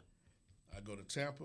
They fly me down. Now I'm in LaGrange. So I work. Okay. I'm working, doing my internship with LaGrange. I left a little bit early to go to Tampa to work their mini camp, 4 days. Now it's me and this other guy as the two interns. This guy, I forget his name. I wish I could remember his name, shout him out. But 32 years old. He'd been working in the high school setting for like 8 years. Okay. You know, they knew him. So Todd told me my last day, he had a meeting with me. He says, we're going to offer him the internship. But if he turns it down, we would love for you to do it. Yeah. Oh, man. Yeah, let's go. Okay, bet. He accepted it. Yeah. No big deal. It's all good. But I guess I did a good job. Todd, and I didn't even know this, ended up calling Ron Metlin with the Atlanta Falcons. Yo. So now I'm back at Valdosta about to graduate, right? After a fun night of graduation. I wake up to a phone call about 8:30. I can't even tell y'all what this man said when I answered the phone. That's just how he talked. So I answered the phone. I don't know this number. Mm-hmm. This number don't know if it's really me, right? Yeah. I wouldn't, So hello? Hey, Ron Metlin, you want an effing job? What? That's what he said. Yeah, that's what he said. That's exactly how he said it. And you got to know Ron to know, hey, if you know, you know. Hey, Mr. Metlin, yes, sir. Yes, sir. Yes, sir. So that's how I got my foot in the door. So went to the Falcons, started working their camp. And that summer, man, I think I saw my daughter twice. And one of those times was because my mom had got sick and I had to go home because she was in the hospital. And at that point, I'm like, I love this. It's great, but it ain't for me right now. Yeah. Can't leave my family. So I chose to put that on hold to take care of my family and not be away for so long. And, because those hours get crazy, man. Yeah. So, I did that. I stepped back. And I had the job offer already at LaGrange College, so I said, all right, I'm going to go back and I'm going to take that. Yeah. And that's how I got here. Gotcha. Dang, but here's the thing. So we keep count. So now I know the head AT at the Minnesota Vikings. Yeah. I know the head AT Tampa Bay Buccaneers. I know the head AT Atlanta Falcons, right? And then think about when some of those other guys split off. You're not counting all the web of connections. Not counting that. Bro. So, but while I was at LaGrange, matter of fact, 3 weeks on the job as a paid staff person at LaGrange College, Ron called me back. Yo. Ron says, hey, the head guy for the Braves just retired. Everybody's bumping up. And I talked to the guy, and they want you to do the AAA Braves team. Dude. Dang. But me being the lawyer person I'm like, Ron, I'm 3 weeks, man. I don't want to burn this bridge. Yeah. Would have loved to do it. Remember my favorite sport? Oh, it's baseball. Baseball. Bro, that would have been full Braves? circle. Home team? Full circle. Bro, that was so long ago, I'd probably be with the majors right now. That was 2001. Dude. And people don't leave those spots. No. They retire and die out. You know what I mean? That's like a PE teacher. Yeah. They get that job, they stay there forever. You don't need that. So, I chose, I stayed with LaGrange College, but staying with the college actually connected me with more and more people. Yeah. You know, and I tell my mentees today, there's about 12 teams. Yeah. Right now, I could call up and say, "Hey, bro, let me come do a season, or let me come do a summer camp." Let's go. You are powerful because I know them. Yeah. Yeah. And they know you. Right. And they know your work ethic. Like, and I'm not saying we know of. We know each other. Yeah. Dude. Like, these are colleagues. These are friends. These are, like, all right, this is not a plug or nothing. This is being real life. I'm talking to a guy from the Saints today because my convention is in New Orleans this summer. Yeah. And so I'm on the EDAC committee, the Ethnic Diversity Advisory Committee, right? Mm-hmm. So I'm the chair of D9, District 9, which is Southeast, the 7 Southeast states, right? I'm the chair of that. So every year we go. Yeah, Coach Rob stay busy, man. I'm telling you, man. I keep up with him on social media. Layers. And dude, it's my insane. social media is not about me. No, it's always about what you do, Yeah. and you busy is an understatement. So, but we're going to New Orleans, and I put together the service day every year, and that's when we go and we do we volunteer for kids in that community. Yeah. And years ago, we actually did something with the Saints and NFL Play 60. So my guy, he hit me up for my birthday, and I was like, "Man, this is crazy. I was about to text you today anyways."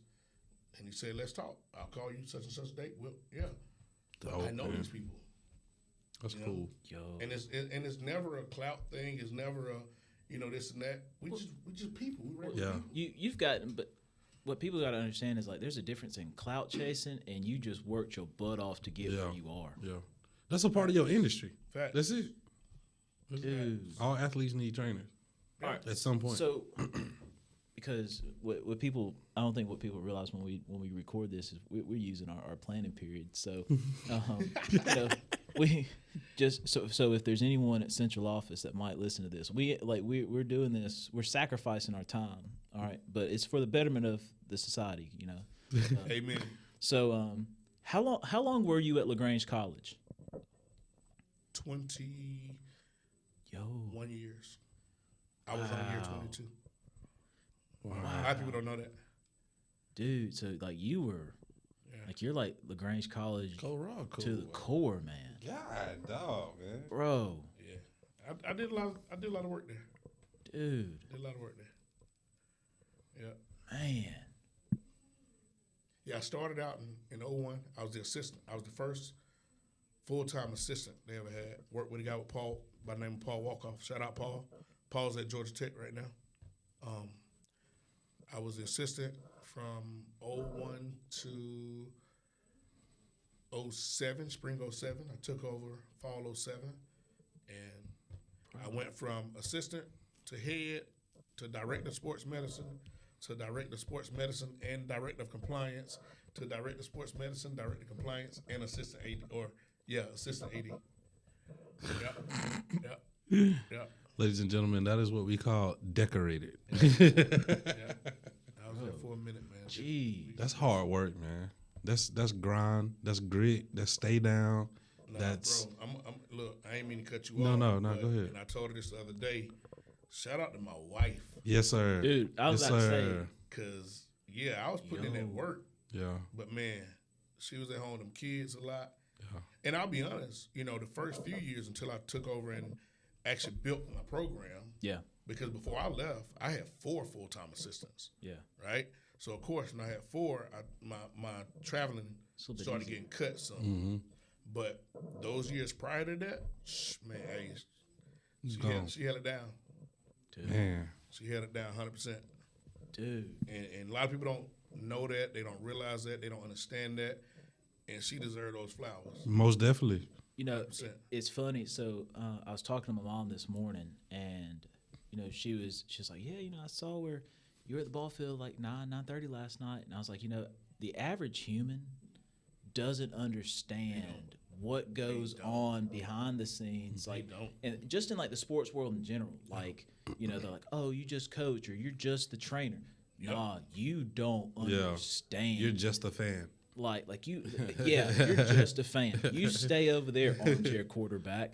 Like they don't understand the grind that goes on after the practice or after the game, or God forbid before. Yeah. Like it's a full time. You And if you don't have someone that supports that grind, bro, it's 1,000 times harder. And watch this, Jay Will. And you know I'm there about an hour before you get there. Yes, you are. Yes, you are. Yeah. And probably after you go. And you're going to be there well after we leave. Yeah. So, yes, shout out to the ATs and everyone who love. Man. So, all right, so we're going to have a little fun. So this is kind of a ramp up to our Black History program here at Callaway High School. So it's a special edition of The Real PLC. So my stomach's talking. I'm a little hungry. So as a black man in athletic training in the sports med world, if you could talk to just the young black students of Callaway High School, why should they go into sports med? Man, never got that question before. Only on The Real PLC. Hey, but I love it. Why should they do it? So I'm telling them. So first of all, you got to be a special person to take on this venture, because it ain't for the faint at heart. Oh, no doubt. You can't be weak. You can't be weak-minded. Like, you got to be strong and convicted. Yeah. Right? So, but why? Man, I think I got the best job in the world, bro. I feel like I can reach my patients on so many different levels, right? So at the college, I was able to reach that age bracket at a time where they're about to go to their adulthood life. And there's so many students I still talk to daily that I feel like our conversations help model them to where they are now. Love it. Love it. At this level, love it even more. Yeah. Because now I catch them even before they get to college, even before they really know and understand what they want to do. You get to share that inside information. I get to share all kinds of inside information with them and let them know the real, because I'm 100% real with them, man. Ain't no sugarcoating it. You know what I'm saying? Yeah. And I tell them, if you ask me a question, be ready for a real answer. Yep. So, but to take this job, if you love helping people, if you love being in the background, if you love having a different type day every day, this is where you need to be. Heck yeah. Because not one day is ever the same. Right. And y'all know these kids, man. Boy, they would throw you a curveball real quick. Real quick, quick and in a hurry. But yeah, that's what I would tell them. Okay. You know, but you got to have a servant's heart. Yeah.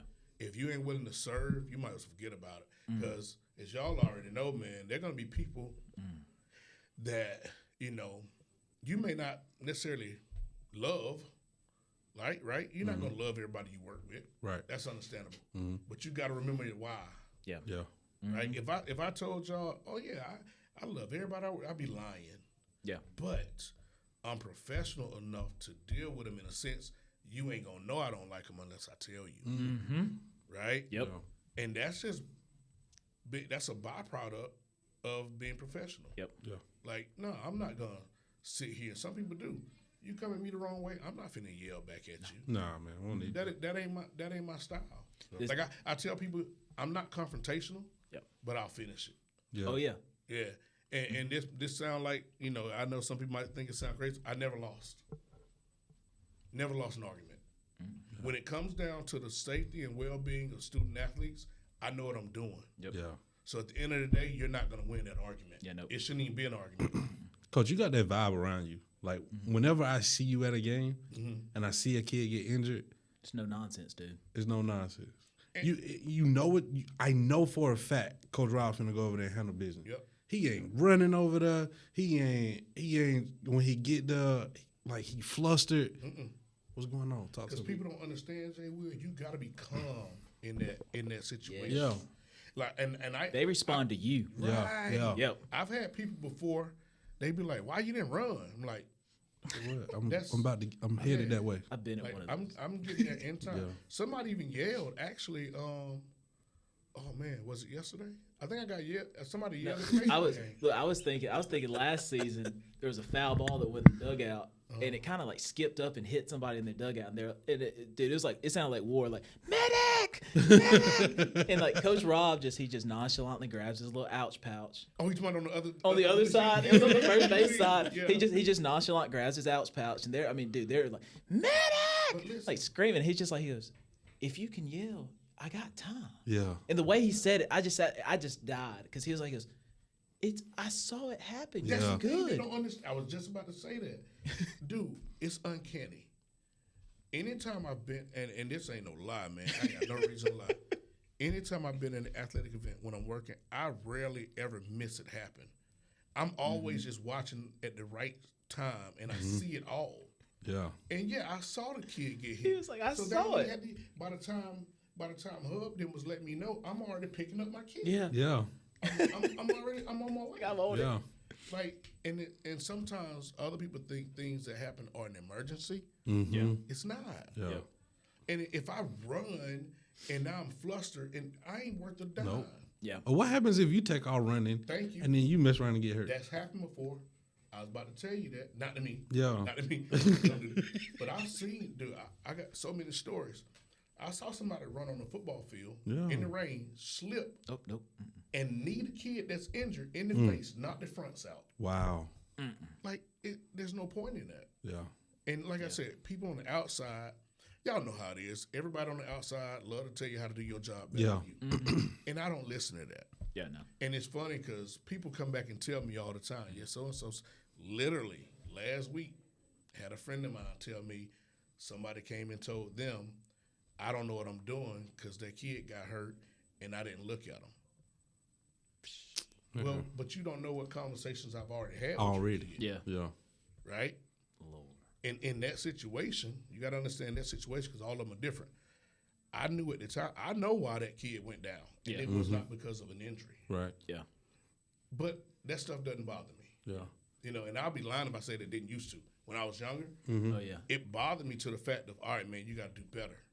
But then I'm like, no, I'm doing what's right. Right. Well, you've been battle tested enough. You know what's up. Right. You They know would- what's real and what's not. Right. They went down there in Valdosta when you was on the tennis court by There yourself. you No. go. They weren't there. No. No, They they weren't weren't though. there. But, you know, I feel like everything that I've done over my career has led me to do things the way I do it now. Yeah. And those that know. Yeah. You know, the people that know me, they don't question it. So that's all that matters to me. It's like you got another difference in a pulled hammy and a hurt ego. You got another difference, baby. Facts. There's a huge difference. All right, so man, so I got two heavy hitter questions really get quick. All right. So you get a time machine and you can go back and talk to Lil Coach Rob. One, do you tell him who you are? And two, what knowledge bomb you dropping on Lil Coach Rob? Wow. Boy, where you get these questions from? I'm creative. He's him. I'm creative. He is a nerd. I love it though. God. Look, I said time machine. Originally, I was gonna say TARDIS because I like a little Doctor Who. But like, so here I'll nerd out for you, Coach Rob. Yeah. You get a TARDIS. Yeah. You can go back in time. Yeah. Are you gonna tell little Coach Rob who you are? And if you do, like how you go about it. But what knowledge bomb do you drop on little Coach Rob? All right. So right off the cuff, I think I will tell him. Okay. And I'm gonna explain why. You got an age, or just adolescent? An impressible, a point where you were the most impressionable. Ooh, okay. So 12. Okay. Yep. I'm gonna tell him exactly who I am. Okay. Because there were some days he doubted. And to be real, so I told y'all full circle. Yeah. And I know we're gonna have a second one, so I might tell some other stories. But I actually died that year. At 12? Yeah. Right before I went to high school, I drowned in the pool. Yep. Coach. Literally drowned. Like, was literally dead. Dang. And so in my knowledge of the body and the human brain, 6 minutes without oxygen, That ain't good. yeah, I was supposed to be brain dead. So I'll say this. I'll tell him, yes, this is you. And every dream you imagine, keep that dream burning and shoot for the stars. Because there were times that I doubted, right? And even after that, I'm like, I got to be doing something because I ain't supposed to be here. Yeah. You know what I mean? It's a bigger purpose. Yeah, yeah. So that's exactly what I'll tell him, man. Like, keep fighting, no matter how hard it get. You know, because I learned at an early age too. God don't put you in a situation you can't handle. Right. Ooh, You feel me? And sometimes, so people twist that up. they do. That doesn't necessarily mean you're going to come out unscathed. Right. But there's a lesson to be learned. Yeah, buddy. So I learned that early on, and that's what I would tell 12-year-old Rob. Like, bro, you made it, right? You did some great things. And if you start now believing in you, who knows? Could be even bigger, even greater. Yeah. So that's what I would tell him. Oh, you embody what my grandfather used to preach to me, and he would be like, "Man, you are destined for greatness. You have no choice. You embody that." So, man, so I got one more question for you because, Coach, we could roll this thing on for 2, 3, 4 hours, man. So, you finally reach the day you get to retire. You're riding off in the sunset. In terms of legacy, how do you hope and pray that you're remembered and talked about? Ooh. Like if I see your son, Yeah. and I say, your dad was, what do you hope comes out of Coach Reed's mouth? Wow. I told you, heavy hitters at the end, Coach. No doubt. Above all, your dad was a great dude, man. He was a great man. Above all. Because at the end of the day, I am an athletic trainer, but that's not what or who I am. That's what I am. Yeah. At the end of the day, I'm a mentor, but it's not what I am. But, I'm sorry, who I am.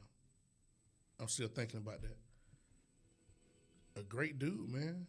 Because if nothing else, I gave people a fair shot. I was always professional. I handled business in anything I did, and I treated people the way I wanted to be treated. The golden rule, baby. That's me. And my wife tells me sometimes I'm too nice. And I'm like, hey. Like Papa said, I is what I is. Like, I is what I is, baby. I mean, look, I can't change that. Like, real talk. I've had people that have, for lack of a better phrase, screwed me over before. Yeah. But I'm still here. Yeah. I can forgive them. I ain't going to forget what they did. I can forgive them, and I can keep moving forward. Yep. But I ain't going to treat them the way they treated me. Yeah. You know what I mean? I got people that I can still even speak to. Yeah. Because it ain't me, it's you. It's you. Yeah. You did that. Yeah. Now, I guess I set the platform up for giving you a chance. Yeah. But you did me wrong. You know what I mean? Yeah. And I'm not going to lose, whatever professionalism, whatever good personism, whatever. You're not going to let it compromise your character. My character. Yeah. That's the next thing. That's more important to you. My character. Yeah. Because you took a chance or you took a time in a situation to wrong me. Yeah. That's on you, not me. Bro. So at the end of the day, your dad was a great man. Coach, I'm sitting here and I wish we had more time. Boy. I wish we had more time, man. I'm looking forward to part 2. Let's do it. Because there's some stories that I know you didn't tell that are going to be game changers. Tons of stories. Coach Rob.